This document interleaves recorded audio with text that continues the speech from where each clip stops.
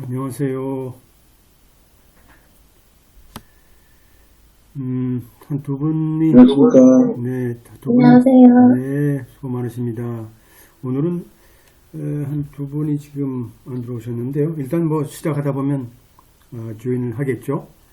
오늘은 양이 그렇게 많지는 않습니다만, 하여튼 뭐 되는 데까지 하고 우리가 나머지는 여러분들 체력 단련, 조금은 이제 봄도 됐고 해서 여러분들이 조금 좀 쉬어야 될 것 같습니다. 그래서 커프릭 블로우라는 게 사실은 한 그 장으로 되어 있습니다만 특히 연방 국가에서 이런 것이 굉장히 필요하겠죠. 우리나라 같은 경우는 뭐 이런 것은 필요 없겠지만 연방 국가인 미국 같은 경우는 굉장히 중요한 법 중에 하나죠.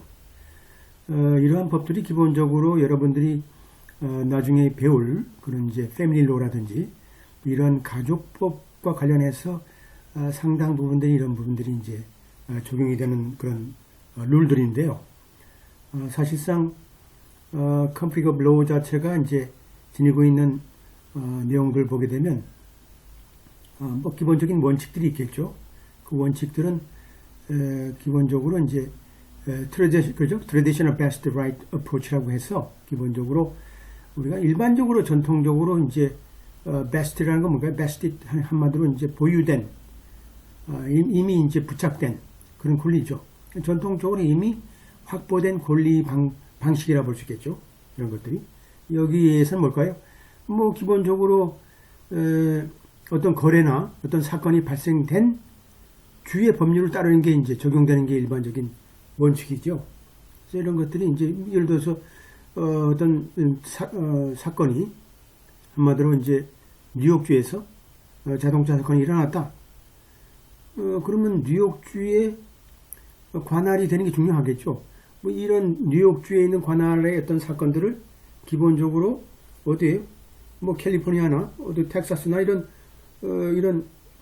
쪽으로 끌고 가봐야 아무 의미가 없죠. 왜냐하면 그 당시에 뭐 사고 난 게 보게 되면 당시의 목격자라든지 뭐 치료 병원이라든지 뭐 이런 것들이 굉장히 우리가 중요하죠. 그런 내용들 보게 되면 여러분들이 그러한 우리가 어느 위치다, 그죠? 사건이 발생한 위치가 어디냐에 따라서 우리가 기본적으로 또 어떤 계약이 발생됐다, 그죠? 뭐 뉴욕에서 계약을 했다. 그럼 뉴욕주의 일반적인 우리가 법을 따르는 건 일반적인 전통적인 방법이죠. 근데 이제 그러다 보니까 여러 가지 이제 변수가 이제 나오다 보니까 이제 여기에 있던 가지친 것들이 그 밑에 것들이죠. 가지치는 건 기본적인 것은 이제 트레디셔널이죠. 한마디로 전통적인 방식에 한 우리 방식이 그렇고 두 번째는 뭘까요? Most significant relationship approach라고 해서 주로 restatement second에 나와 있는 한마디 이 법칙은 뭘까요? 기본적으로 가장 중요한 관련성이 있는 주에서 하자. 그죠? 가장 중요한 관련성이 있는 주에서 하는 게 낫지. 연관성이 있고 관계 있는 주. 주로 뭘까요? 그것도 마찬가지죠. 뭐 어떤 거래라든지 어떤 당사자와 관련된 가장 그죠? 중요한 연관성이 있는 주에서 하는 것들이 아주 중요하다는 거죠. 뭐 이런 것도 이제 두 번째 가지치고 세 번째는 뭘까요? 그러면 이제 요거 가지고 또 이제 사실은 이런 갈등 관계에 있는 경합 관계에 있는 이런 법률을 우리가 적용하기 굉장히 힘드니까 또 이익, 그죠? 이익과 관련된 각 주의 이익과 관련돼서 이익 그런 분석을 해보자. 그래가지고 이런 이익이라는 건 뭘까요? 기본적으로 형량 분석을 할 수 있겠죠. 형량, 뭐 교량 분석 이렇게 얘기도 하는데 그래서 각 주의 어떤 이해관계 한마디로 이익을 우리가 저울로 재가지고 그 이익이라는 게 더 큰 주에서 하는 게 낫지. 그죠?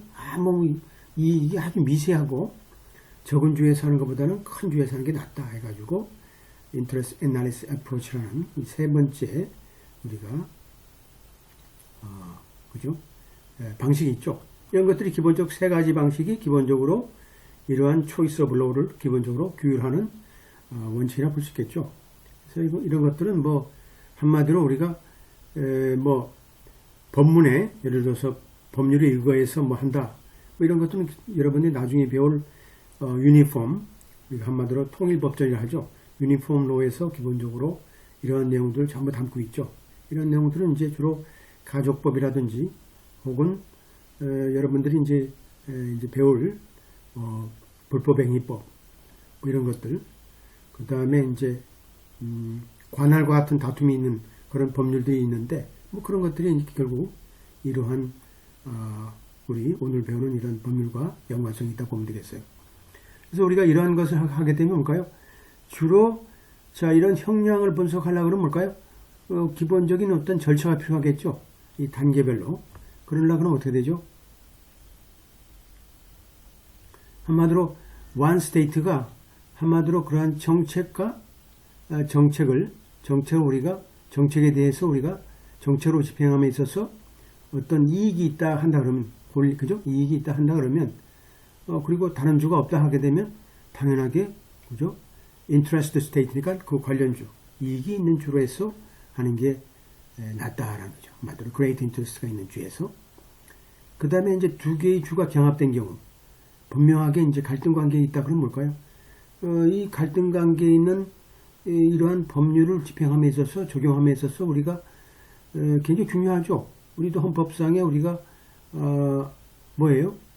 헌법상에 우리가 각 지자체 같은 경우 지자체에서 우리가 경합관계에 있다 그러면 여러분 뭐 그죠? 당연히 헌법재판소에서 우리가 그런 것도 우리가 이제 결정하겠죠. 뭐 똑같아요.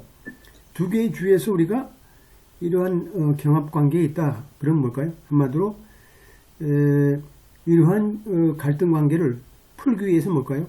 기본적으로 이제 법원에서 해야 되겠죠. 법원에서 우리가 법리를 동원해가지고 다양하게 우리가 해석을 해야 되는 거죠. 그죠? 다양한 해석한다. 그 해석 방법도 뭐 moderate 방법이 있고 restrained interpretation도 있고 하는데 이건 뭐 이제 우리가 하나의 이제 그 판사가 이 사안을 가지고 우리가 어떤 식으로 좀 보수적으로 접근할 것인지 혹은 그렇지 않게 되면 좀 진보적으로 접근할 것인지 뭐 이런 것을 보면서 경합주에 우리가 법률 적용에 대해서 이제 판단하게 되겠죠. 뭐 이런 것들이 결국 하나의 절차 순서라 볼 수 있겠죠. 그 다음에 그래도 이제 갈등 관계가 있다 그러면 뭘까요? 포럼 스테이트의 법을 준용한다라는 거죠. 포럼 스테이트라는 건 기본적으로 그 포럼이라는 게 뭘까요? 그 해당 주죠. 해당 주, 그죠? 이 포럼이란 주는 보통 이제 내 자국주라고 보겠죠. 보통 자국주다. 해당 주에 법률을 적용한다는 거죠. 이런 것들이 이제 현대 방식은 이제 세 번째 이러한 이익죠 분석 방식에 의한 거의 이제 이익이라는 건 바로 이제 교량 형량 분석에 의한 우리가 어프로치라 볼 수 있겠고 그 다음에 두 번째가 이제 가장 중요한 관계가 있는 주에 대한 우리가 방식이고 첫 번째는 뭐 우리가 일반적으로 그죠 지금까지 적용됐던 이런 전통적인 방식의 그죠 그런 적용 방식이다. 그 다음에 이제 특별한 지역의 적용은 어떻게 할 것인가? 그죠? 특별한 지역에 대한 적용은 어떤가? 한마디로 토츠 같은 경우, 토츠는 이제 불법행위니까 주로 이제, 뭐, 한마디로 뭘까요? 불법이라는 건 굉장히 크겠죠. 그래서 일반적으로, 불법행위가 이제 발생된 그런 주에서 하는 게 이제 원칙이다. 해서 일반적으로 traditional vested right approach라는 경우는 바로 이런 경우죠. 한마디로 불법행위가 혹은 이러한 그 상해가 발생한 주의 법률을 적용한다. 뭐 아까 얘기했습니다만 뭐 뉴욕주에서 발생된 그런 불법행위 자체를 우리가 엉뚱하게 플로리다에 가서 적용한다든지 또 저쪽 메인주 꼭대기에 가서 적용한다든지 이건 뭐 말이 안 되죠. 왜냐하면 이제 도로 뭐 조건이라든지 여건이라든지 도로 상황이라든지 또 이제 당시에 추돌 했던 상대 차량의 어떤 그 여러 가지 내용이라든지 이런 걸 보게 되면 기본적으로 그 다음에 이제 사고 나게 되면 이제 상해를 입게 되고 그러면 앰뷸런스가 와가지고 병원에 후송했다든지 뭐 이런 여러 가지 증거와 절차들 내용을 봐서는 결국은 사건이 발생된 지역에서 해야 된다는 게 우선이죠. 그 다음에 이제 사건 발생보다도 그냥 우리가 포괄적으로 가장 중요한 관련성이 있는데 가서 하자. 그죠? 관련성이 있는 데서 가서 하자. 이런 것들이 결국 뭘까요? 이제 두 번째 방식이죠. 어떤 경우에 가장 중요한 연관성이 있는 어떤 발생이나 당사자에 대한 연관성과 중요성이 있는 것 주에서 해야 된다. 그래서 일반적으로 이런 경우도 뭘까요? 항상 법원의 입장에서 뭘까요? 이러한 상해가 어디서 발생됐는지, 그죠? 또 그 상해를 발생시킨 그 행위 자체가 어디서 일어났는지, 이런 거죠. 예를 들어서 우리가 한 주에서 우리가 그 은행을 털다가 옆에 주로 피신한 경우도 있잖아요. 뭐 이런 경우 보게 되면 피신해서 잡혔는데, 그러면 어느 주에서 이걸 해야 돼요? 형사적으로. 그 턴주가 중요합니까?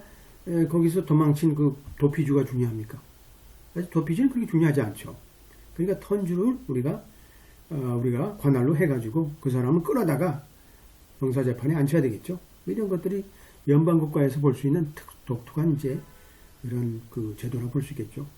그 다음에 이제 당사자의 거주지, 정주지가 어디냐라는 거죠. 이게 또 중요하죠. 내가 이제 어느 특정 주에 오랫동안 살았다 그러면 그 주에 관할이 이제 생기는 거죠. 이런 것들이 바로 우리가 domicile, residence, 그죠? permanent residence 이런 것들이 바로 당사자의 어떤 정주지, 거주지, 거소, 처소, 주소 이런 것들 우리 그 민법상의 소송법에 나와 있습니다만 비슷한 거죠. 그 다음에 이제 당사자의 관계가 있는, 그죠? center, 그죠? 있는, 중심되어 있는 곳. 그러니까 당사자의 관련성이 많이 있는, 예를 들어서 친인척이라든지 형제관계, 뭐, 예를 들어서라든지 뭐, 그런 인식이 많은 연관성이 있는 데가 중요하겠죠? 이런 것들이. 그 다음에 이제 그것도 불명하게 되면 뭐, 그죠? 바로 지역법을 적용한다. 그런 지역법을 적용한다. 이런 것들이 이제, 하나의 큰 그 원칙 중에 하나죠. 그 다음에 정부의 이익이 있느냐라는 거죠. 정부의 이익이 있는 소위 government interest analysis approach이죠. 뭐 한마디로 아까 얘기했던 대로 뭐 이건 꼭 governmental 집어넣지 않더라 하더라도 state interest죠. state interest. 주 이익이, 국가의 이익이 어디에 좀 있느냐에 따라서. 그래서 커다란 이익이 있는 주에서 해야 된다. 그래서 state interest죠. governmental라고 쓰기도 하고 state라고 하기도 하고 그렇다고 하고 보겠어요? 그 다음에 일반적으로 이제 choiceable law provision이 있는, 소위, 내가 어떤 법률, 관할을 내가 택하는 경우가 있겠죠? LA에 있는, 소위 캘리포니아에 있는 사람이 뉴욕에 와가지고, 뉴요커하고 이제, 그죠? 계약을 맺죠.